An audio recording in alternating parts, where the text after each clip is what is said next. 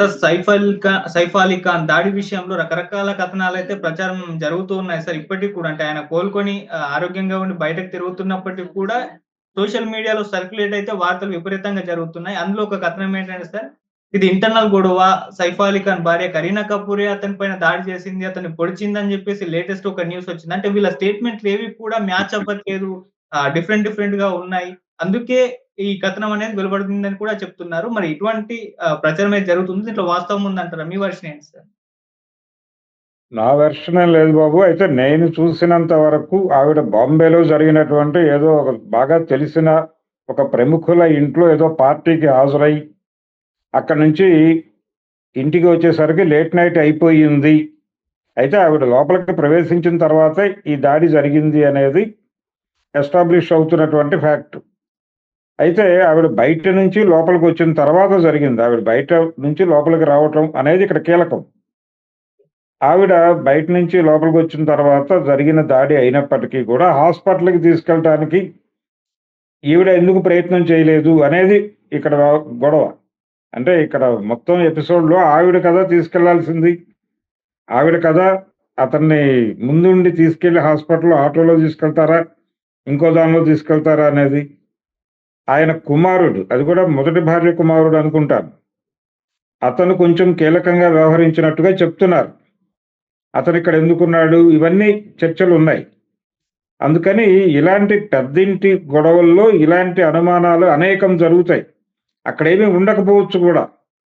అంటే ఇప్పుడు జరిగింది నిజమే అని నమ్ముదాం. ఏదైతే ఇప్పుడు పోలీసులు చెబుతున్నటువంటి వ్యవహారం ఉందో, దుర్గులో ఎవరినో పట్టుకొచ్చి ఇతనే చేశాడు అని చెప్తున్నారు కాబట్టి అతను చెప్తున్నటువంటి వెర్షను, పోలీసులు చెప్తున్న వెర్షను వాస్తవమే అనుకున్నప్పటికీ అక్కడ ఇంకేదో జరిగి ఉండొచ్చు అని ప్రపంచం అనుకోవడానికి కూడా ఛాన్సెస్ ఉన్నాయి. ఆ ఛాన్సెస్ ఏంటంటే ఆవిడ వెరీ ఫస్ట్ డే ఒక ప్రకటన చేశారు, బిట్వీన్ ది లైన్స్ వెళ్ళొద్దు, అంటే అనవసరమైనటువంటి వివాదాల్లోకి లాగద్దు, దీని మీద ఊహాగానాలు చెయ్యొద్దు అని చెప్పారు. ఆవిడ విజ్ఞప్తి చేసింది ప్రపంచానికి, దయచేసి దీనిలో అనవసరమైన గొడవలు చేయొద్దు అని. ఇంత క్లియర్గా చెప్పడం వలన కొన్ని అనుమానాలు రేపుతున్నాయి బయట. అంటే ఒకవేళ ఇన్ కేస్ ఆవిడ ప్రమేయం కూడా ఏవైనా ఉందా, ఏదైనా ఘర్షణ జరిగిందా, లోపల కుటుంబపరమైనటువంటి గొడవ జరిగిందా అనేది కూడా ఒక చర్చ రావడానికి కారణం ఇదే. అందుకని ఇప్పుడు లేటెస్ట్గా ఆవిడ స్టేట్మెంట్ రికార్డ్ చేసుకున్నారు పోలీసులు. ఆవిడ స్టేట్మెంటే కాదు, ఆ రోజు ఆ ఇంట్లో ఉన్నవాళ్ళు, బయట నుంచి వచ్చిన వారు అందరి స్టేట్మెంట్లు రికార్డ్ చేసుకుంటారు. చేసుకుని ఫైనల్గా వాళ్ళు ఒక కంక్లూజన్కి వచ్చి, నిజానికి పోలీసు వారు మొదటి రోజు చెప్పిన మాట ఏంటంటే సీసీ కెమెరా ఫుటేజ్ అంతా చూసాం మేము, యాక్చువల్గా బయట నుంచి ఎవరో వచ్చి చేశారని మేము అనుకోవడం లేదు అనే పద్ధతిలోనే మాట్లాడారు వాళ్ళు వెరీ ఫస్ట్ స్టేట్మెంట్. ఆ తర్వాత రకరకాల వ్యవహారాలు వచ్చినాయి. ఎవరో బయట నుంచి వచ్చాడు, అతను మెట్లు ఎక్కుతున్నటువంటి వీడియో, మెట్లు దిగుతున్నటువంటి వీడియోలు, ఇలా రకరకాల ప్రదర్శన జరిగింది. ఇందులో ఏది ఫ్యాక్టు ఏది కాదు అనేది, ఏది ఫేకు అనేది తేల్చాల్సింది పోలీసు వారే, కోర్టు వారు తేల్చాలి. తేల్చి ఒక ఫైనల్ కంక్లూజన్ ఇవ్వాలి. వాళ్ళైతే ముగింపు చేసేసారు, ఆల్రెడీ క్లోజ్ చేశారు వ్యవహారాన్ని. అంటే ఆ దుర్గు నుంచి ఎవరైతే వచ్చాడో నేరస్తుడు అనే అతనే మొత్తం కర్త కర్మ క్రియ అనేది చెప్పేసి అక్కడ క్లోజ్ చేసే ప్రయత్నం జరుగుతోంది. కాబట్టి ఆ పద్ధతిలో క్లోజ్ అయిపోతే ఇంకెవరికి మాట్లాడటానికి అవకాశం ఉండదు. కానీ ప్రపంచం ఈ రకరకాల స్పెక్యులేషన్స్ మీద నడుస్తుంది కొద్ది రోజులు. ఏం జరిగి ఉండొచ్చు అనే దాని మీద ఇలాంటి సంఘటనల్లో 100% ప్రపంచాన్ని నమ్మించటం కష్టం. ఎవరి అనుమానాలు వారివి. ఆవిడే అతని మీద దాడి చేశాడు అనే వార్త కూడా ప్రచారం అవుతోంది. ఈ ప్రచారం అవటానికి తగ్గ కంటెంట్ ఉంది అక్కడ.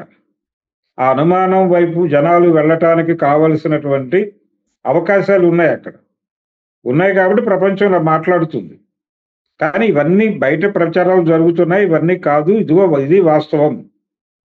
మేము ఈ విచారణ జరిపాము, ఈ విచారణలో మాకు లభించిన సాక్ష్యాధారాలు ఇవి, ఈ సాక్ష్యాధారాల మేరకు మేము ఈ నిర్ధారణకు వచ్చాం, చేసింది అతనే, ఇంకెవరికి సంబంధం లేదు దీనిలో అని క్లోజ్ చేసేస్తే ఇంకా ప్రపంచం మాట్లాడుకోవచ్చు.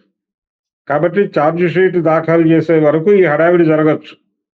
ఈ కేసులో ఛార్జ్ షీట్ పెట్టాలి కదా, 90 రోజుల లోపు ఛార్జ్ షీట్ పెట్టాలి వాళ్ళు. ఈ ఛార్జ్ షీట్లో ఏం మాట్లాడతారు పోలీసు వారు అనేదే కీలకం.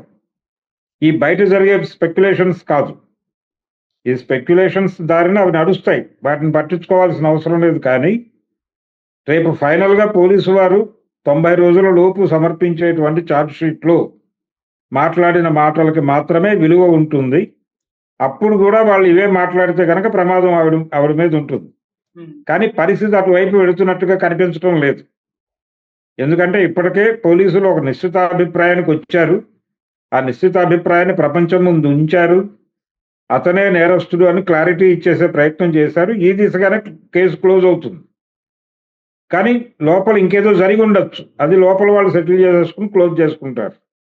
కాబట్టి చాలా విషయాలు పెద్దింట్లో జరిగిన గొడవలు బయటికి రాకుండా మేనేజ్ చేస్తారు. ఎవరు ఎంత కంఠశోషతో మాట్లాడినా అది వృధా ప్రయాసే అవుతుంది తప్ప, ఒక చౌకబారు ప్రచారం ఏదో చేస్తున్నారు వీళ్ళ ఫ్యామిలీ మీద వాంటెడ్గా